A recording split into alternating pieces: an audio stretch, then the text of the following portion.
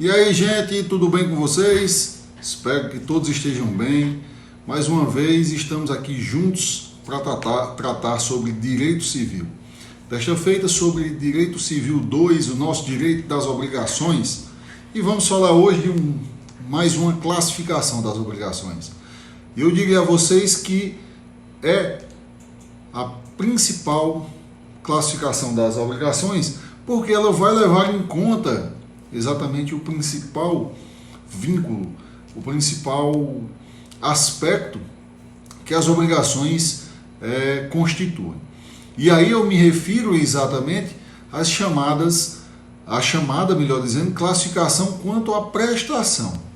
Classificação quanto à prestação é exatamente aquelas prestações que a gente já falou, mencionou lá atrás, ou seja, a obrigação de dar, fazer e não fazer.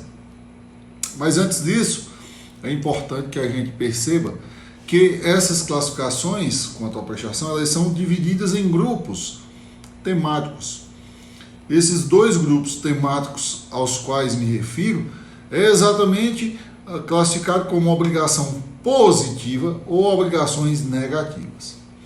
De forma que a obrigação positiva tem o viés, tem a característica de relacionar-se com as obrigações que impõem na sua prestação um ato comissivo, ou seja, um ato que precisa ser efetivamente praticado, ou seja, que demanda o que se chama de dispêndio energético. Precisa que o devedor faça algo em favor de um determinado credor para poder satisfazer a obrigação. Daí estão inclusas nessas obrigações positivas exatamente as chamadas obrigação de dar e obrigação de fazer. Ou seja, nós temos duas modalidades que se inserem no grupo das obrigações positivas. Além disso, evidentemente, nós também temos o já dito grupo das obrigações negativas.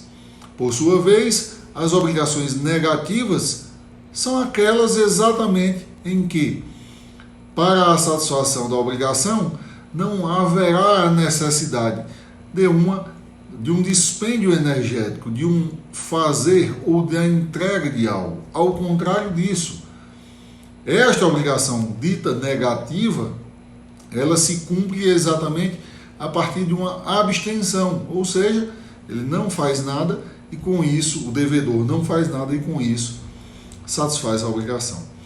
E aí nós temos como exemplificação, como espécie deste grupo, a obrigação de não fazer, que a gente vai estudar mais a fundo nas nossas próximas aulas. Mas hoje nós vamos começar falando sobre as obrigações de dar.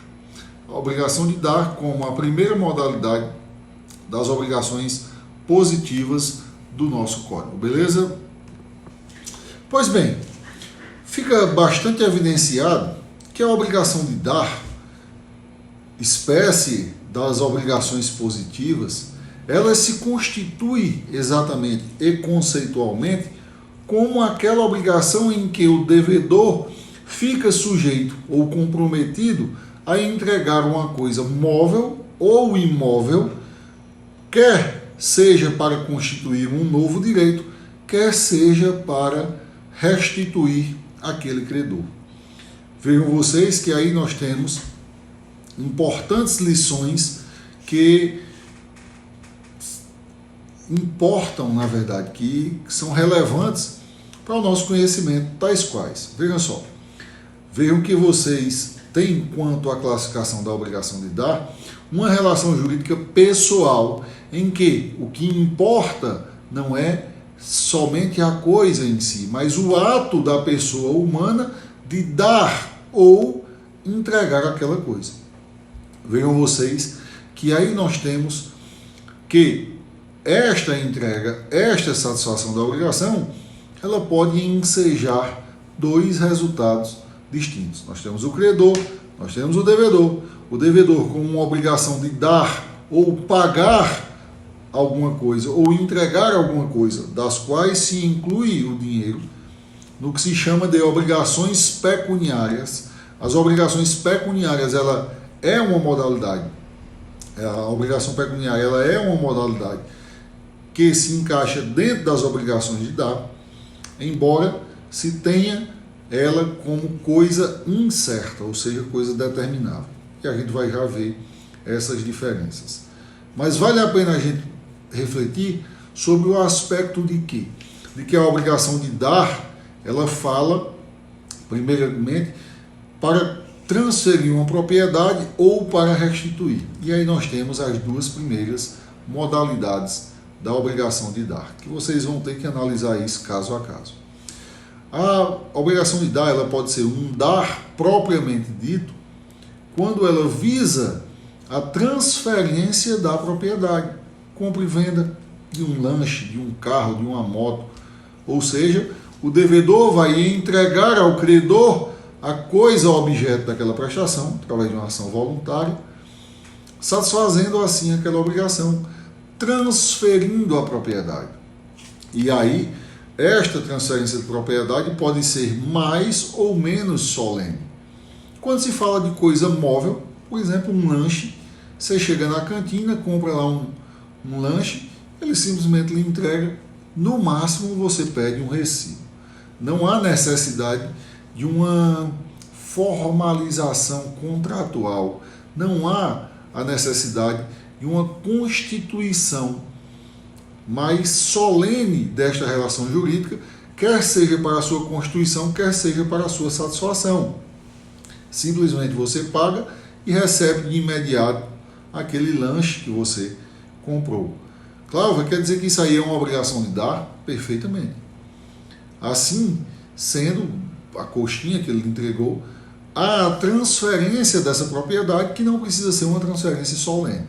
Mas existem alguns outros casos, por exemplo, a transferência de um imóvel, ele não se faz simples e puramente com a entrega do imóvel, mas sim com a chamada tradição.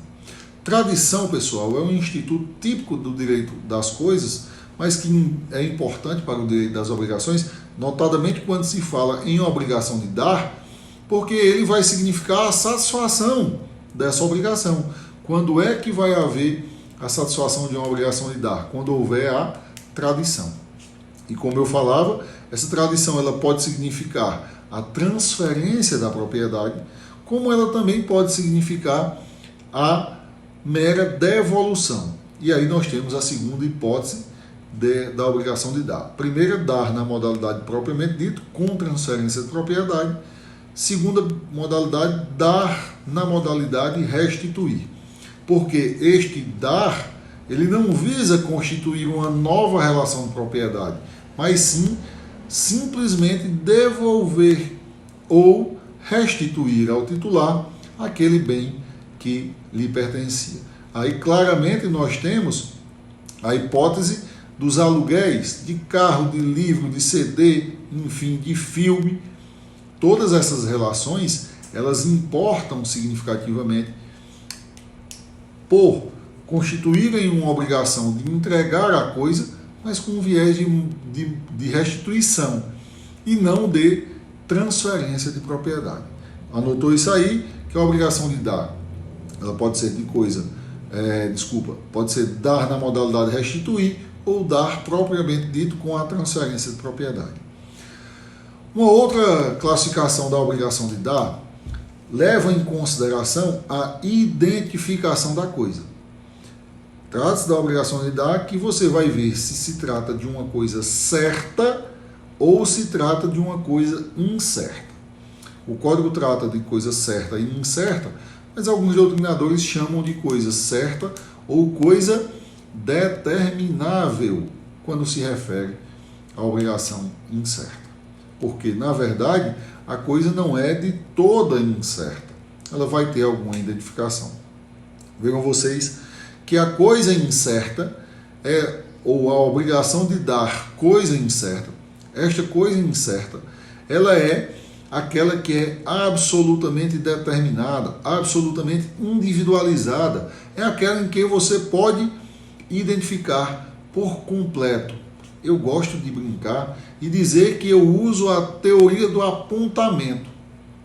Teoria do apontamento, Cláudio, doidice é essa? Você vai apontar para a coisa. E vai ser um exercício muito válido que nós vamos fazer daqui a pouco. Por sua vez, a coisa incerta, ou também dita determinável, ela apenas é identificada pelo menos pelo gênero e quantidade. Gênero é aquilo que vai identificar a coisa. Quantidade, o numeral que vai estar associado àquela coisa. Claro, eu não entendi muito bem, mas através do exemplo você vai entender, pode ter certeza. Olha só, coisa certa. Se eu digo que eu devo a fulano de tal o carro Gol, placa XXY1010, ano 2004, cor preta. Galera, só pela placa só existe um único veículo, Gol 2010 preto, placa XXY1010. Só tem esse. O carro ele é totalmente identificado. Ele se tornou uma coisa única e individualizada. Por sua vez, ao contrário disto, nós temos as chamadas obrigações de dar coisa incerta. Ah, Cláudio, quer dizer que a coisa incerta é a coisa que eu não consigo definir de nenhuma maneira? Não, não é isso. A obrigação incerta, ela institui parâmetros mínimos de validade da obrigação, mas ela não torna a coisa individualizada. No mesmo exemplo, vamos dizer que eu devo a fulano de tal um carro Gol ano 2010. Simples assim. Gol 2010 é o gênero, é a quantidade, ou seja, gênero e quantidade satisfeito. E aí vocês podem ver que já há como satisfazer essa obrigação. Vejam vocês que a obrigação, quando ela é determinável ou incerta, ela não tem uma fixação absolutamente identificada sobre a coisa. Portanto, a coisa ainda se diz em gênero e não em espécie. Para vocês identificarem isso, vejam só. Gol preto 2010, só existe um no mundo? Não, existem centenas. Mas quando eu disser Gol preto 2010, placa XXY1010, só existe um. Ou seja, aquilo que era em um montante incerto, em um montante plural, tornou-se individualizado. E esse processo de transformar o que era incerto em certo, que é uma escolha, tem o nome, recebe o nome de concentração. Concentração, por direito das obrigações, trata-se de escolha. Não é aquele negócio de você ficar concentrado pensando, não. Concentração, por direito das obrigações, quer dizer escolha. Então, Cláudio, como é o processo que vai transformar a coisa incerta num processo de coisa certa? Através do processo de concentração. E este processo de concentração, ele pode ser exercido pelo devedor, pelo credor ou por terceiro. Se nada disser a obrigação a respeito dessa escolha, ele vai ser exercido pelo devedor. E isso são regras importantes que a gente precisa ter em mente dentro destas relações jurídicas. Vejam vocês que nós já trouxemos aqui a modalidade de dar coisa certa, dar coisa incerta. Nós já trouxemos também a modalidade de dar com transferência de propriedade ou de dar na modalidade restituir. E a gente vai passar a ver, então, dentro dessa relação jurídica, o que eu disse a vocês do princípio do apontamento. Vejam vocês. Cláudio, me fala sobre esse princípio do apontamento. Isso é invenção minha. Você consegue dizer se se trata de uma obrigação de dar coisa certa ou incerta, se você conseguir apontar para a coisa, aquela coisa é uma coisa certa. Se você não consegue apontar para a coisa, esta coisa ela não é uma obrigação de dar coisa certa, e sim de dar coisa incerta. Por exemplo, se eu digo que dentro da minha fazenda eu devo um boi a André Jorge, você pode me dizer qual é o boi que eu devo a André Jorge?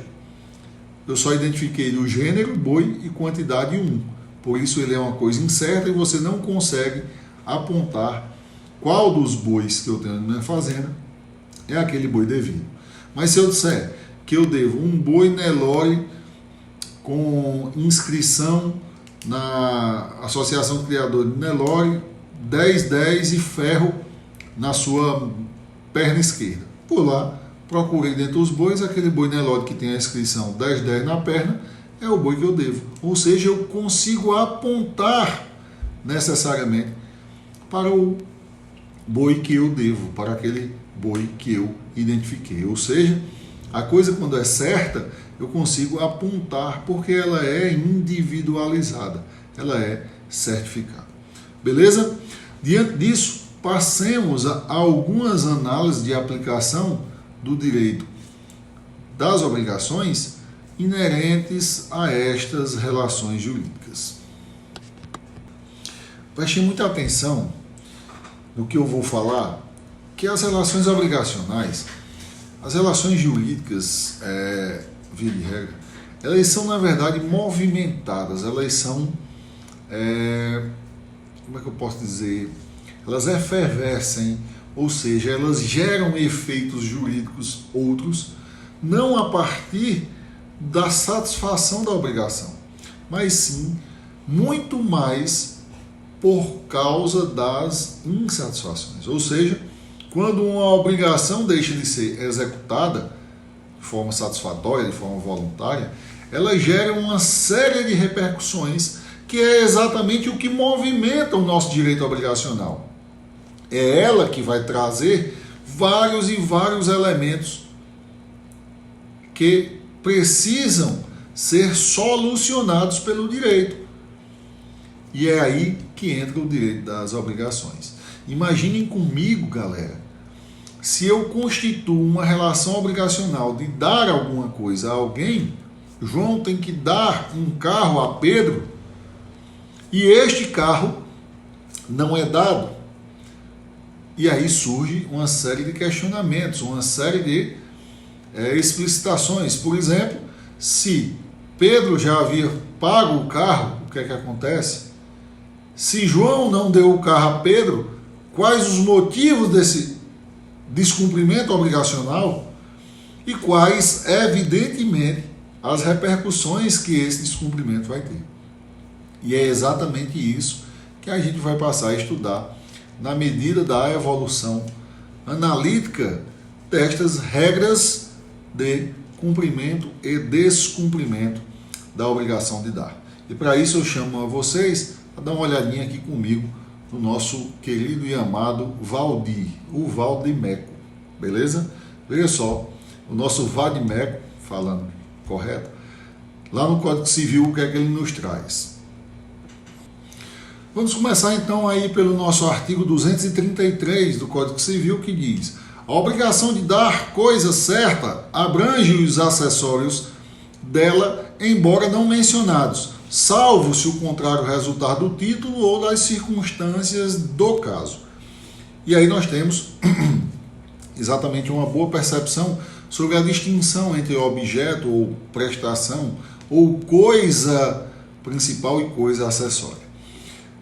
Coisa principal, para a gente resumir, ou objeto principal, é exatamente aquele objeto que tem autonomia, que ele não depende de nenhum outro para existir. Portanto, eu gosto de usar o exemplo desse pincel. Por sua vez, o objeto acessório é exatamente aquele que serve a um outro ou de complemento a um outro objeto. Por exemplo, nós temos aqui o nosso pincel, que tem a utilidade de escrever. Digamos aqui que ele é formado por este corpo e por este bocal. O pincel deixa de ser pincel se eu tirar o bocal, a sua tampinha? Não, ele continua sendo um pincel. Ele vai continuar escrevendo no quadro, mesmo sem a tampinha, ou seja, a tampinha é um acessório deste objeto. Já a boquinha por si só, o bocal, a tampa, ela vai servir para alguma outra utilidade autonomamente que não seja tampar o pincel? Não. Ou seja, ele não consideramos as gambiarras. Gambiarra não entra no direito. Ou seja, ele depende, a sua utilidade, a sua utilização como tampinha depende da existência do pincel. Daí porque nós temos um objeto principal e um objeto acessório. A partir disso, Cláudio, me dá outro exemplo? Dou. O toca-CD do carro, ele é um acessório em relação ao veículo. Se tirar o acessório, se tirar o som do carro, o carro continua sendo carro, continua servindo a sua utilidade principal normalmente. Já o som automotivo só existe em função do veículo. E aí, pessoal, o artigo 233 institui uma presunção muito importante dentro do nosso direito, que é a presunção de que o acessório segue o principal. Por quê? Porque se não houver uma disposição em contrário, aquele bem acessório ele vai acompanhar necessária e obrigatoriamente o bem principal.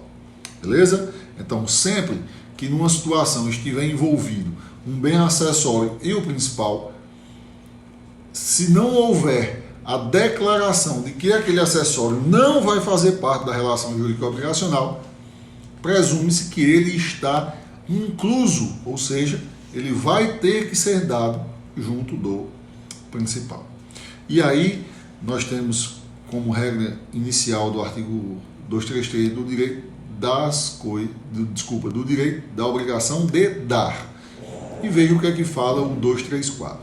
Se no caso do artigo antecedente, obrigação de dar coisa certa, primeira coisa que ele fala, a coisa se perder sem culpa do devedor antes da tradição, ou pendente de condição suspensiva, fica resolvida a obrigação para ambas as partes.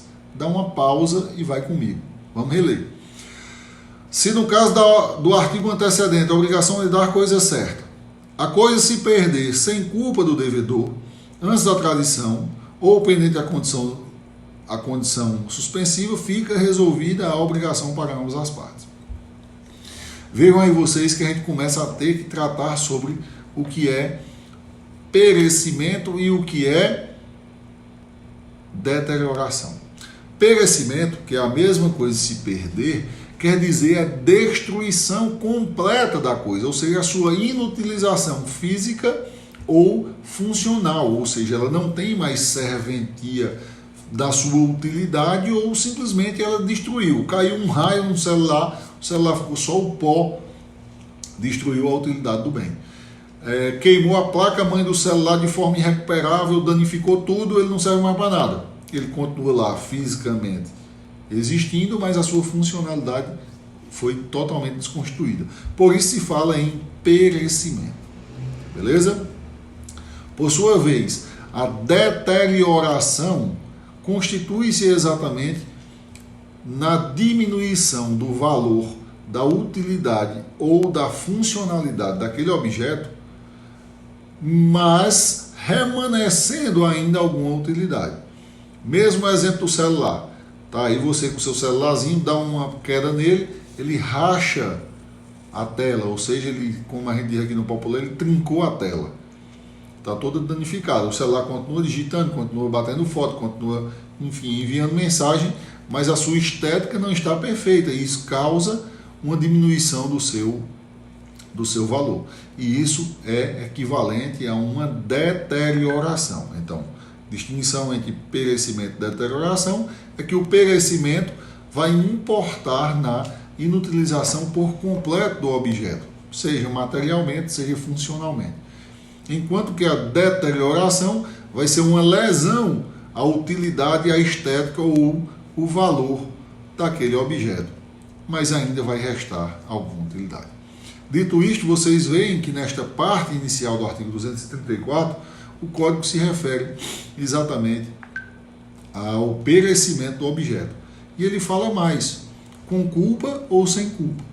E isso lá vocês estudaram com direito penal. Tem a ver com direito penal? Sim. Quais são as elementares da culpa? Vocês sabem muito bem que a culpa decorre da negligência, da imprudência ou da imperícia. Para o direito civil é bastante que vocês entendam como a imprudência e a negligência. Imperícia teria um viés de não poder constituir a obrigação. Tá? Cláudio, como assim? A utilização inadequada do celular vai fazer com que este objeto ele seja desconstituído, danificado, perecido ou deteriorado. E isso vai ter uma importância significativa na obrigação. Por quê? Porque se eu vendo um celular a João e eu não tenho como... Esse celular é coisa certa, já está identificado. O celularzinho que eu estou aqui na mão. Espera aí que eu vou pegar o celular. Digamos que eu venda meu celularzinho de última geração. Eu vendi meu celular a João por R$500. João pegou e já me pagou os R$500 desse meu celular. Show de bola. Tá aqui meu celular todo perfeitinho, funcionando. Beleza. Eu tenho que entregar esse celular a João na data aprazada. Só que entre o fato de eu ter vendido e a efetiva entrega, que é a tradição, caiu um raio nesse celular e o celular se destruiu. O que é que vai acontecer com a obrigação? E aí, a parte inicial do artigo diz: se sem culpa do devedor a coisa se perdeu ou se destruiu, fica resolvida a obrigação para ambas as partes. Claro, quer dizer então que no caso ele já te pagou 500, ele vai perder os 500 dele? Não. Resolver para o direito quer dizer as partes voltarem ao seu status quo anterior. Beleza? Já a parte final do artigo diz: se a perda resultar de culpa do devedor, responderá este pelo equivalente mais perdas e danos. Olha só. Eu sou devedor a João da entrega do celular, porque ele já me pagou os R$500. Ele já me entregou os R$500. Show de bola. Lá vou eu pro show de Mano Walter, quero fazer uma selfie com o meu celular. Jogo o celular para Mano Walter. Mano Walter não segura, o celular cai no chão, as dançarinas pisam em cima, fica só a farofa. O que é que aconteceu com o meu celular? Da mesma forma, ele pereceu. Ele se destruiu. Assim sendo, vocês vão ver que esse perecimento feita nesta ocasião vai impedir que eu satisfaça a obrigação, só que o celular não foi feito para estar jogando para cantor. Eu agi de forma negligente com o cuidado que eu tinha que ter com esse celular, e o celular se destruiu. Tendo o celular se destruído, vocês vão ver que incide a regra final, da parte final do artigo 234.